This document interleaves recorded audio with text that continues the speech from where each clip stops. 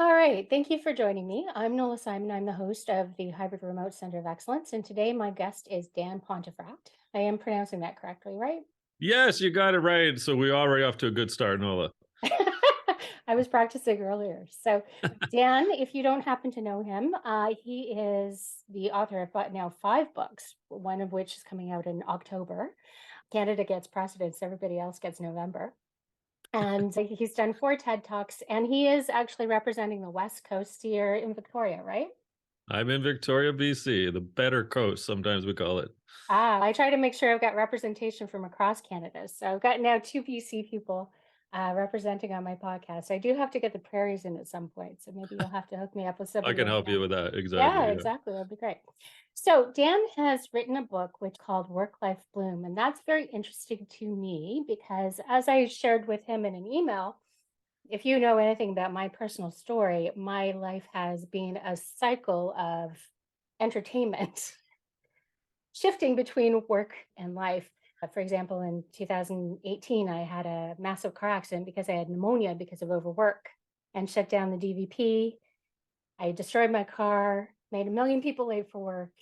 And yeah, so it went fun for there. But that was a time when work was going amazingly. I'd been invited actually by the CEO and executive vice president of our division to actually present about busting silos. And I was going down to the city to actually step into what I thought was going to be the next part of my career. And life prevented that from happening. For me, I've noticed this cycle a long time. And so to actually see your book illustrate that and really bring to life with a beautiful metaphor. I've noticed in your work you have this gift of picking up these beautiful metaphors. So I'm interested to see what you've got going on with this. Now, for example, how did you actually start with the concept of there's no such thing as work-life balance? First This of all, contrary. yeah, what a harrowing journey that you've taken. So my hat tips to you and how you continue to persevere and shine a light on resilience. So good on you, Nola, first and foremost. And again, thank you for having me. Oh, you're welcome. Work Life Bloom started out as a book that I thought was about agency and solely agency. And why agency? And it expanded from there. And how did work life balance become the antichrist that I honed in on? And effectively, agency was a path I was going down because what was going into the pandemic to me was quite evident that many of us, whether you're a leader or non-leader, felt as though that both in work and life, we had lost agency, we had lost direction, we had lost the worth of self, which is in essence an offspring to agency. Agency is really about that self-determination, that why am I here and do I have and am I empowered to make decisions that fuel both work and life in that sense of agency of worth. And as I began to really dig deep into the word, both the noun and the verb of agency, I realized that there was more to it than just agency. And so as I began to unpack that, so what's at the root right now of why people are in angst? Why are they feeling as though both work and life and the data that I had collected to that point, not even my own, by the way, I did do primary research after I decided not to go right down the path of agency, that there was more to it. The data was telling me, whether it was Gallup or McKinsey or Deloitte or whatever, that both people, human beings at work and life, effectively had become disillusioned, and it had been increasing going into the pandemic. There was a blip during the pandemic, particularly March 2020 through to about January 2021, where organizations and leaders actually took an empathy pill and decided that they could do it. So there was a lot more empowerment, a lot more agency, certainly a lot more of these work-life factors that I honed in on. But then it evaporated. And so here I was, having written a book called Lead Care Win, that I wrote 75% of it prior to the pandemic. And I was thinking about agency, but they didn't make its way into that book. because I have ideas and they get tabled in my little Evernote, and I have about 18 ideas or 18 books on the go at all times. So it's like cross piecing things. Anyway, so Lead Care Win comes out in October of 2020. I'm actually semi happy, not just because of the book, but because there's a care and an empathy going on with leaders. But then, as I mentioned, 2021, Nola turns around and all of a sudden we were going back to our old ways. Leaders were going back to their old ways. And so then I'm like, oh, what's happening again? So again, agency comes up. I look at it. No, there's more to it. And then throughout 2021, I realized that I needed to dig deeper on what was actually at the root cause. And so some things emerged. Work-life balance being an utter myth, if not utter BS. It's a zero-sum game to begin with. Number two, I realized that there were a lot of people I was interviewing because I went back and did research of my own research, looked at my own research. Then I started to do global research that when leaders or organizations, Nola, ask people to, quote, bring their most authentic selves or best selves to work, it's what are you doing to help them with that? You can't just say that, because that means they have something from life that they need to be bringing in. And if you're not helping either that part or working on the work factors that allow them to take the work back into their life and feel like a human being, shame on you. So that was myth number two. And then myth number three, I realized, it hit me on a bike ride, to be honest. And that was like firms like Blessing White and Gallup and Great Place to Work, like the employee engagement score. There's FUD, fear, uncertainty, and doubt, that's issued by these big consulting firms to senior leaders and organizations, particularly the C-suite, to say, look, employee engagement stuck at 30% or stuck at X percent. It's been like this for 20 years. You're terrible, you leader. And I was like, wait a second. I bought into that myth too for years as a senior executive in various firms. So why is employee engagement scoring stuck? And what I realized on this bike ride was that we keep asking the same questions, but they are moments in time for the employee. Yep. So when you asked me an employee engagement question when it was 2005, I might have been a very different person in my work and life factors. And then maybe 10 years later, working for another organization, maybe I now have a family, maybe I lost a family member, I'm not sure, but maybe something happened and my employee engagement score is different than 10 years ago. But Gallup and Blessing White and Aon, they don't tell you that. They just say, we flatlined our scores, you're terrible organization and leaders. And your people just don't have best friends at work. Exactly. Work-life balance, authentic selves, and employee engagement became the myths. And I was like, there's something behind this, and it's not just agency. It was a very long-winded answer to your question, but that's what happened and how the book got written. Okay, no, that's excellent. And so you have another contrarian view, which is about the future of work. And your view is that the future of work actually isn't in the future, it's actually starting now. Exactly. Again, here I was many years talking on stage, in workshops, even as an executive at places like SAP and TELUS about, quote, the future of work. And what it unfortunately did was to tie leaders to thinking about the future and not today. And so if you want a better future, you have to focus on today. So my whole point of Work-Life Bloom is to say, what are those work-life factors today that you need to be working on in your organization, on your team, et cetera, for the team member and yourself to feel some sort of residual benefit downstream, ergo the future. So the future of work is, to me now, because if you're not making the right modifications today, the future doesn't even matter. And I think that's what my data and other people's data suggest, with stress, anxiety, burnout, anger, sadness, loneliness, all of it catapulting in a very negative way over the past decade. And this was happening before the pandemic. It's exacerbated by the pandemic. So this whole future of work adage clearly was not working if all of the data suggests that people are melting in both work and life. Yeah, I'm a contrarian to that point of view as well. Okay, no, that's good. But I think that's a perfect time for you to actually maybe show us the grid.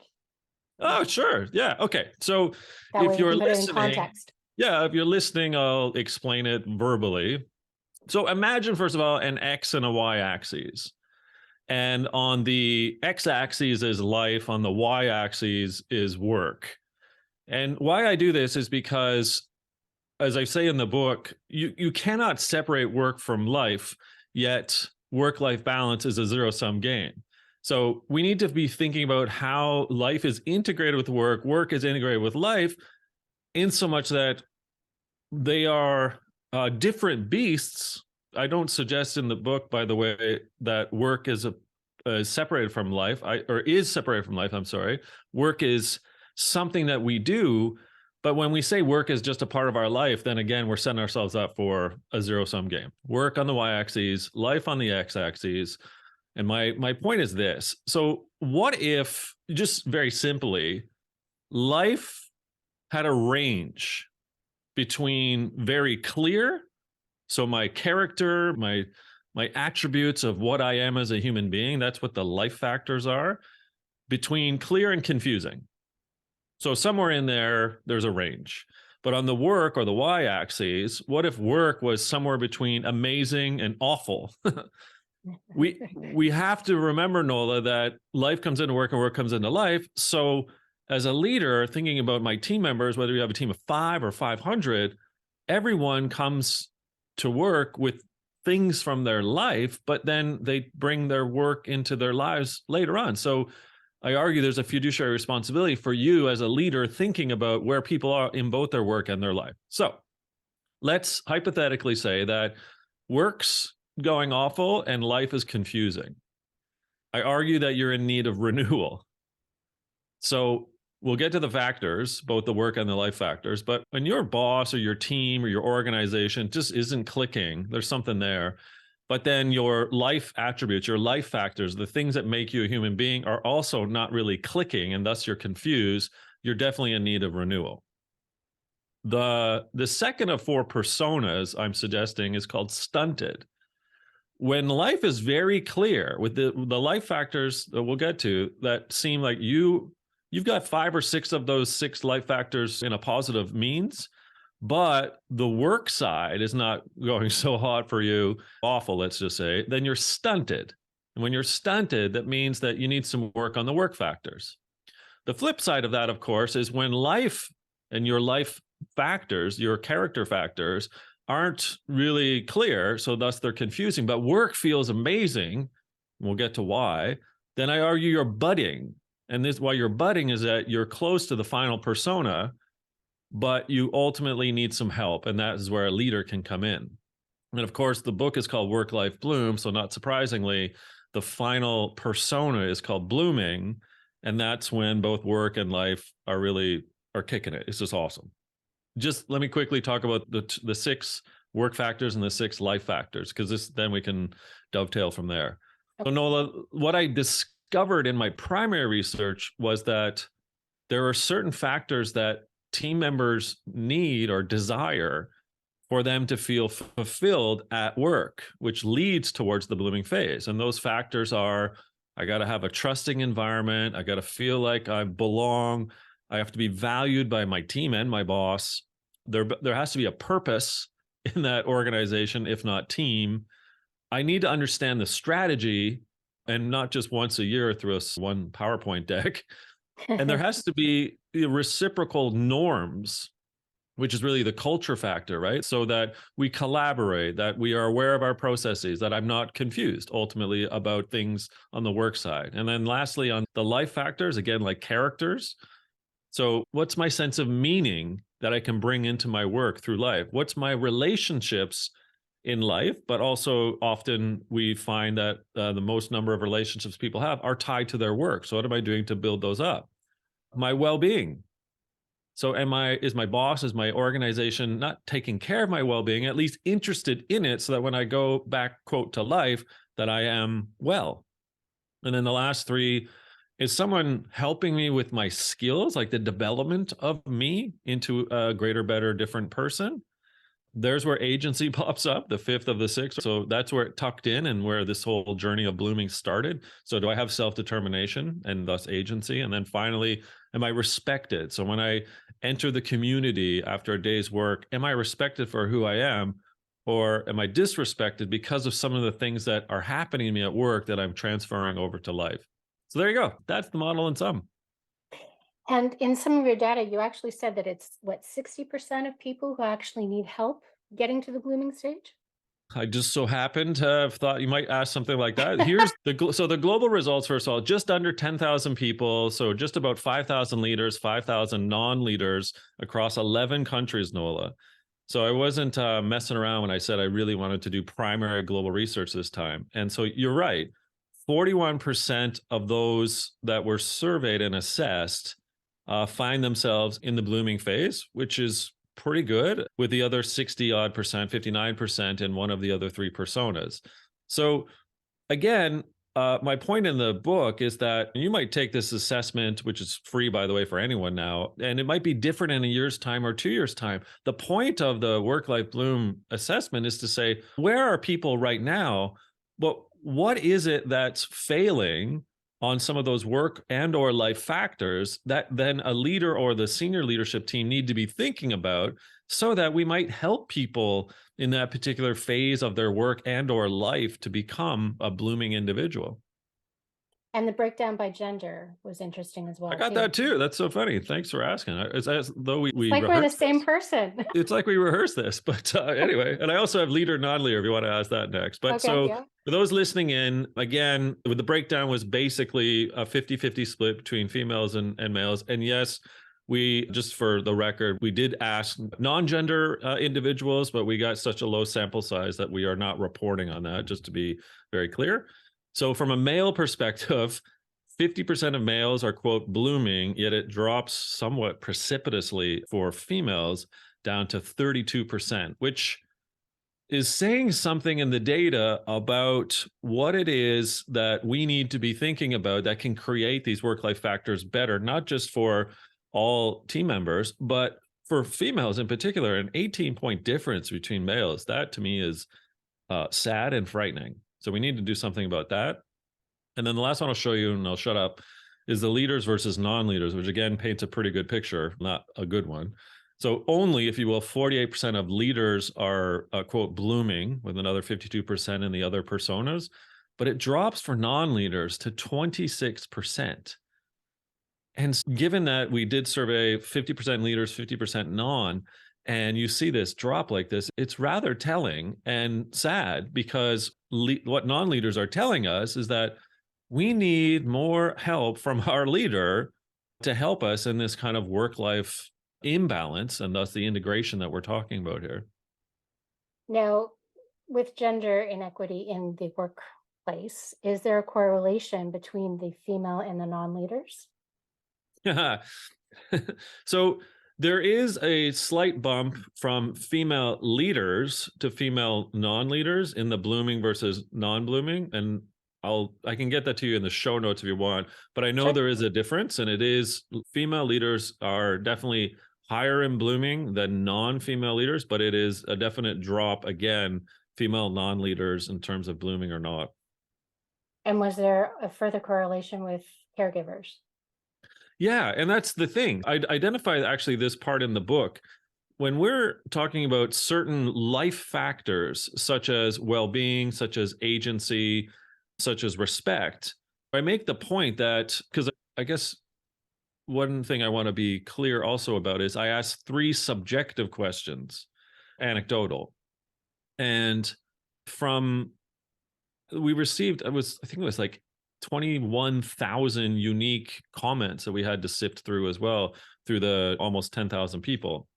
And when you do the mining of that data and you start digging into identified by female, identified by caregiver, identified by parent, and or identified by what they said in the comments related to that, gosh, Nola, the number of females and or mothers that came out and said, gosh, I wish my employer would understand better the nightmare that I have to deal with, given I'm raising kids.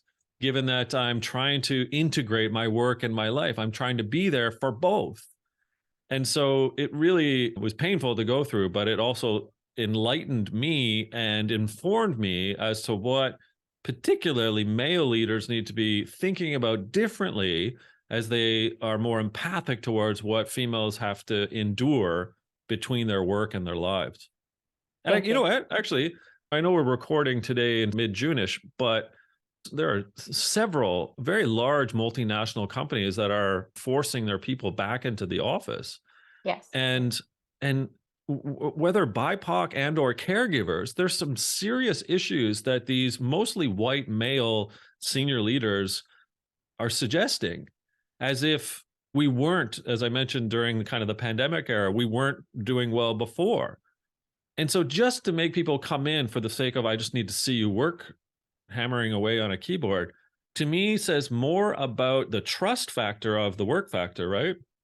And the fact that these senior leaders are not trusting females enough that they need to be in the office 4 or 5 days straight, like we were pre-pandemic. It's crazy. It's just nuts. Yeah, I agree. And it's also related to respect. So it's not only do they not trust them, but it's do they respect the life experience that those people are sharing.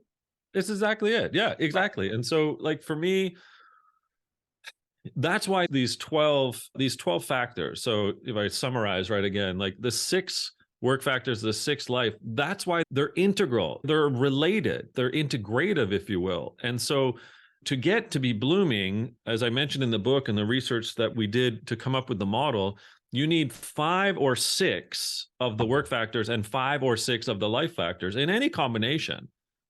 But that's why, if like we were seeing in some of the correlated results, that often trust and respect are together. Now, if trust and respect were off on both sides, both the work and the life factor, sorry, and then you just needed one of the other factors to be negative, then the thing falls apart.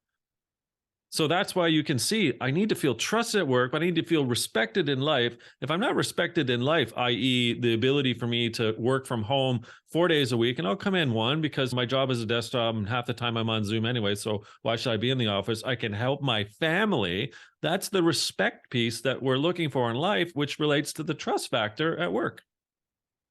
Yeah, no, I agree.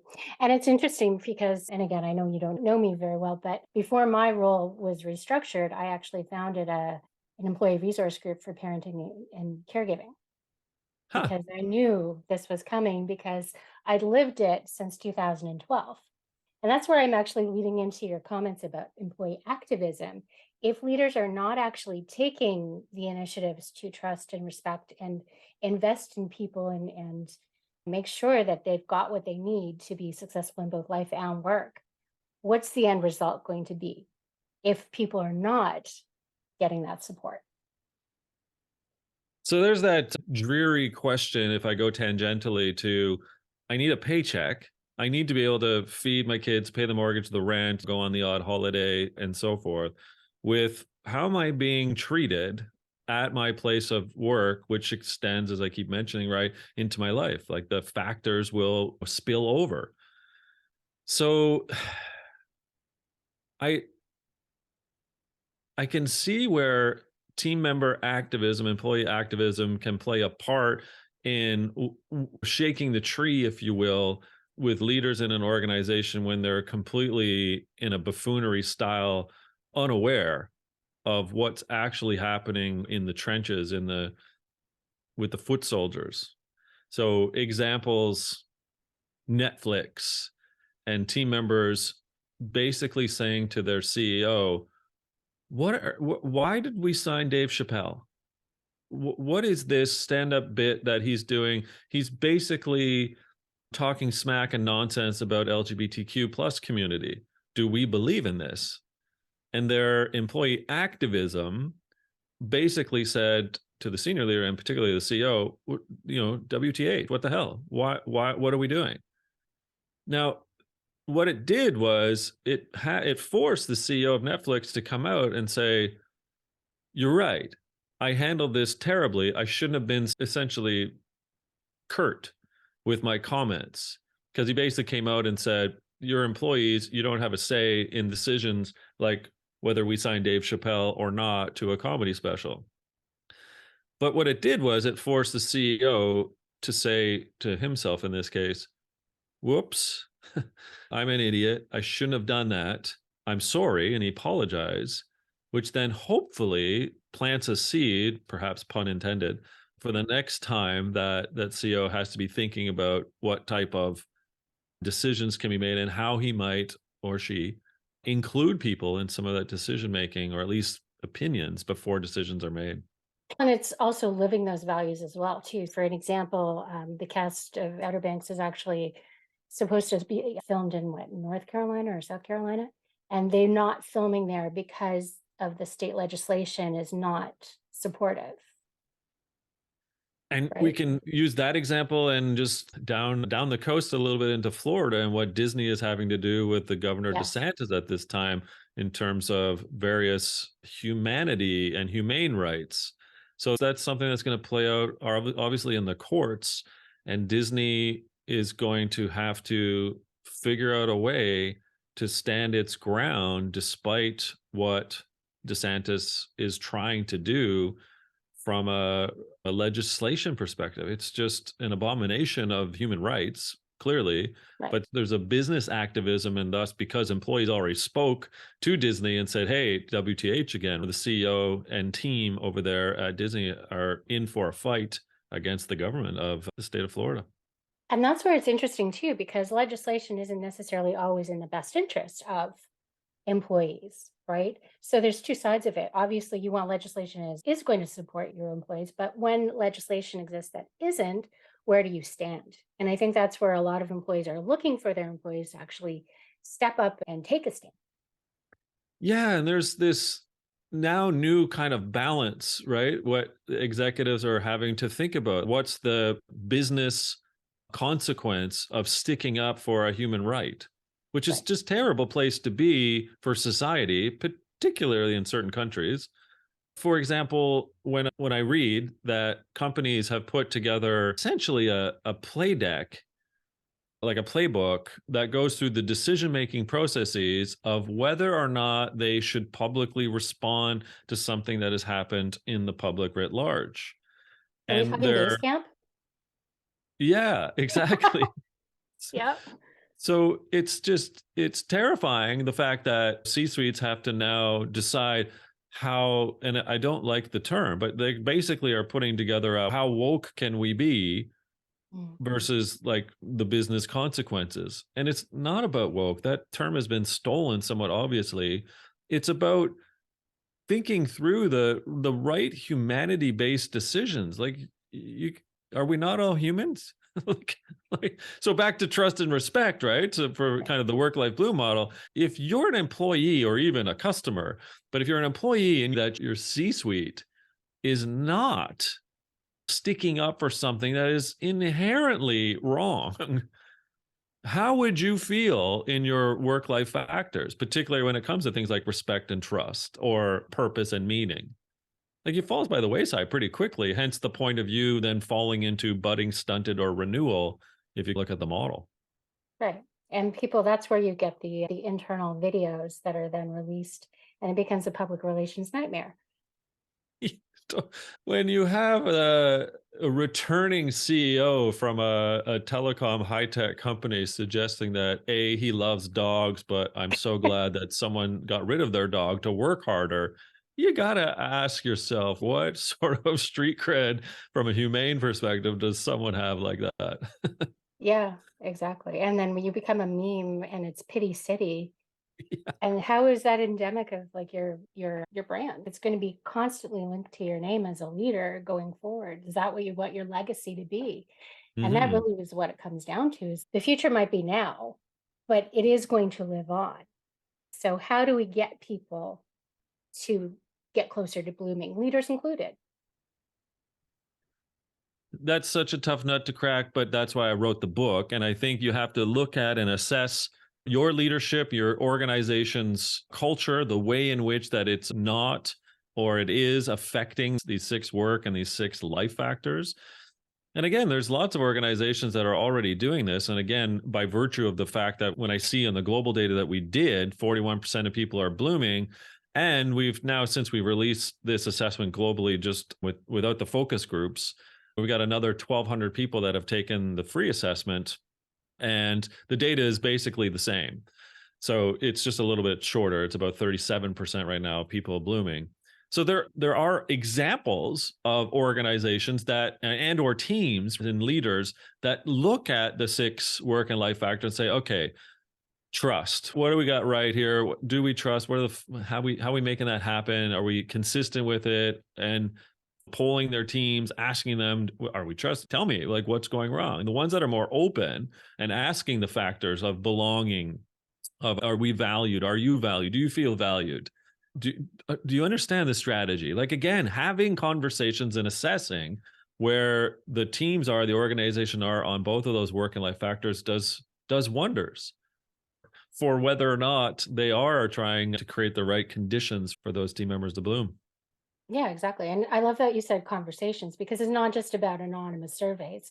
It's about building that connection and actually making people feel that they've got a voice so that they can influence what that future is going to be. This is exactly it. At the end of the day, when a leader is trusting, they're going to have open communication. When people feel they belong, they know that there is a conversation that can be had at any point. When they feel valued, they know that recognition and endorsement and thus open communication is happening. When they understand the strategy, there's communication happening. When there is purpose going on, there's a reinforcement of that. What's that? That's an open door of where are we going and how do we operate.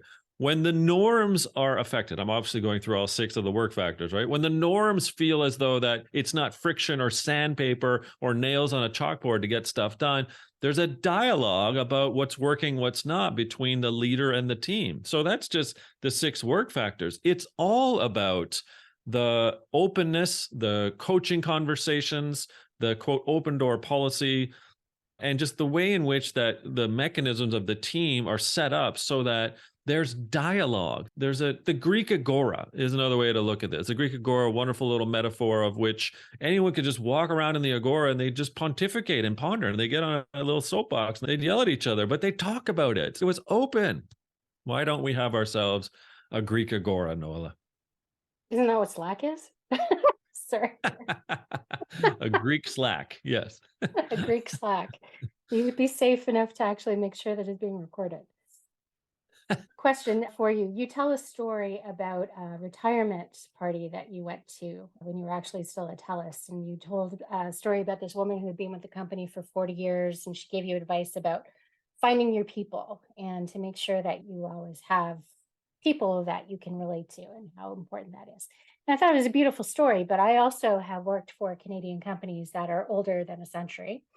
And what I find is that's actually disengaging for some people because not everybody makes it to the retirement. So I was with the company for 17 and a half years before they decided to restructure my role. And you've seen it with companies throughout the pandemic too, where they're actually doing like mass layoffs via email. So you mentioned at one point in your book, which I thought was interesting too, it's about the alumni.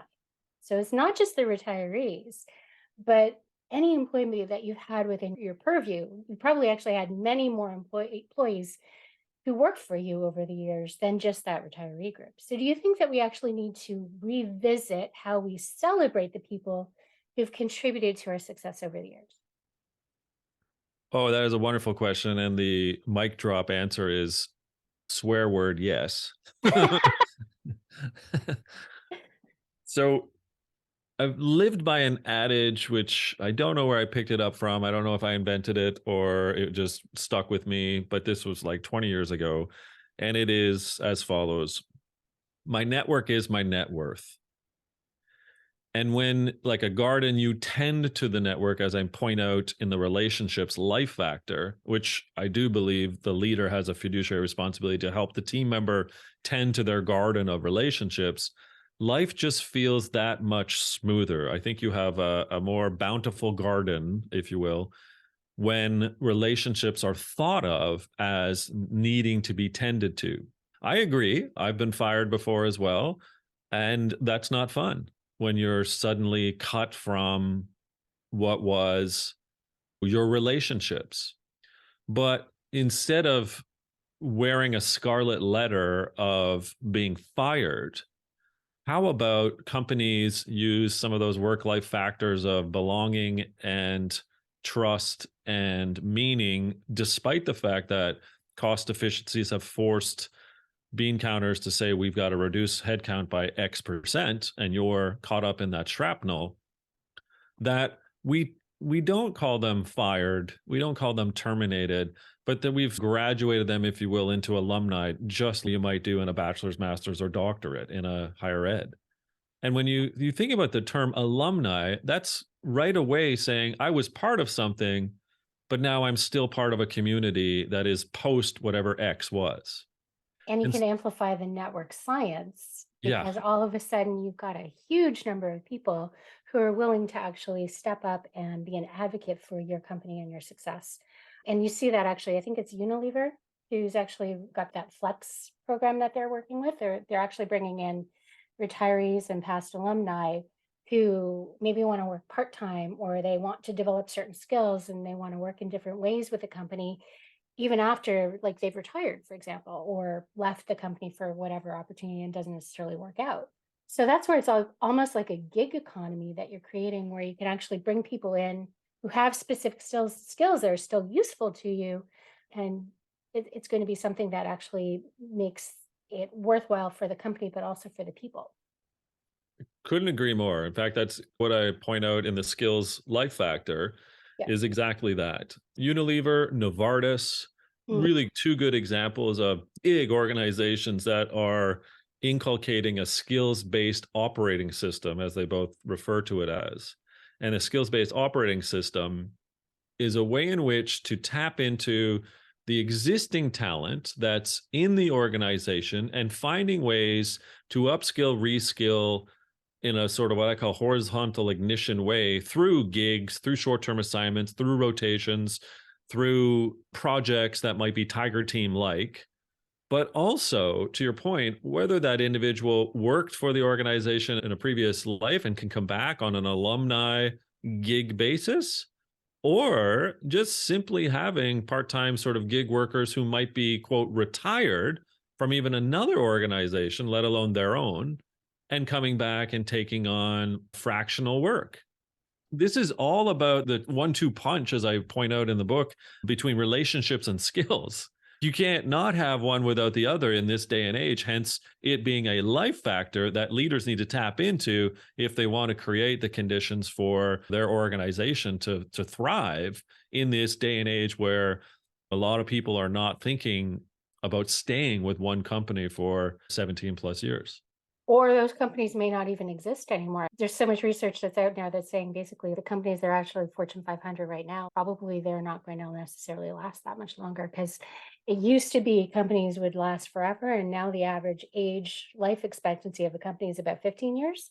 Yes, it's dropped as well. I think it Yeah. was Fortune 500 50 years ago had a lifespan of 60 years, and it's dropped to 17 Yeah. in the most recent data. And wow, okay. And does it matter? That's the other we get this argument about, is growth good? Is the whole means to an organization growth, or and to thus maintain or achieve Fortune 500 or Fortune 5000 status? I don't know. Isn't EBITDA and profit an outcome of the conditions you create at your organization rather than that being the goal? Yeah, exactly. But that comes back then to the mission and the purpose and the values and the vision of the business, right? Why are you in business? If purpose is the only reason, that's myopic. Exactly. You can't have purpose without profit, and ideally you don't have profit without purpose. Right. Exactly. So I find that very interesting. Have you come across Canadian research for this? Because we're talking Fortune 500, and obviously in the Canadian world, that's not what we do, right? And companies in Canada tend to be older. Can you rephrase that just to make sure I understood it correctly so I can answer it correctly? Have you seen Canadian research that's similar in terms of age of companies? So like I'm thinking like the banks, insurance companies, all that stuff. Those companies are old, and that's the majority of the large employers in Canada, right? Yeah, the ROB, Report on Business through the Globe, did a piece on this. It must have been 2021 now. It took a hard look at the longevity piece, who stayed in the top 50. I think it was top 50 exactly. And the interesting part is exactly that. Insurance, banking, telecom it didn't really change. There's a couple blah blah examples that are a little bit more than insurance and so forth, but the there has not been a huge shift here in this country, in Canada at least, from the big players over a period of time. And why is it so different? Do you think it's just sheer size and business opportunity? Yeah, partly that. I think partly the old Robin Williams quip, what's it like being Canadian and living in Canada? And Robin Williams famously said, Canadians are so kind and nice. They live in the attic over our top of a crack party or a crack house. And that's partly, it's a bit tongue in cheek, but Canada has to live underneath a giant. And when you have 370 odd million people and the world's number one GDP and economy underneath you, it's at times difficult to distinguish yourself from a business perspective because of just so much cross border trading that occurs. I don't consider Canada the 51st state by any stretch, by the way, but from a business perspective, there's just a lot of intermingling that goes on.